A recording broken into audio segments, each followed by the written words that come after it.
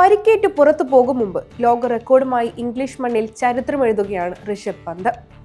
ഇംഗ്ലണ്ടിന് എതിരായ 4ാം ടെസ്റ്റിന്റെ ആദ്യ ദിനം തന്നെ ഇന്ത്യൻ ആരാധകരുടെ ആശങ്കയായി സൂപ്പർ താരം ഋഷഭ് പന്തിന് പരിക്കേറ്റിരുന്നു. ആദ്യ ഇന്നിംഗ്സിനിടെ കാലിനേറ്റ പരിക്കിനെ തുടർന്ന് താരം റിട്ടയർഡ് ഹാർട്ടായി മൈതാനം വിടുകയും ചെയ്തു. വ്യക്തിഗത സ്കോർ 37 നിൽക്കവെയാണ് പന്ത് പരിക്കേറ്റ് പുറത്തു പോകുന്നത്. എന്നാൽ ഇതിനു മുന്നേ ഒരു കിടിലൻ ലോക റെക്കോർഡും സ്വന്തം പേരിൽ എഴുതി ചേർത്താണ് പന്ത് കളം വിട്ടത്. ഇംഗ്ലണ്ടിൽ 1000 ടെസ്റ്റ് റൺസ് നേടുന്ന ആദ്യ സന്ദർശക വിക്കറ്റ് കീപ്പർ എന്ന റെക്കോർഡാണ് പന്ത് മാഞ്ചസ്റ്റർ ടെസ്റ്റിന്റെ ആദ്യ ദിനം സ്വന്തമാക്കിയിരിക്കുന്നത്.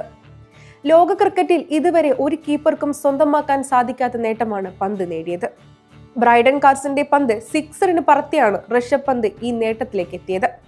ആകെ 13 ടെസ്റ്റുകളാണ് ഇംഗ്ലണ്ടിൽ 1000 ടെസ്റ്റ് റൺസ് തികയ്ക്കാൻ പന്തിന് വേണ്ടി വന്നത്.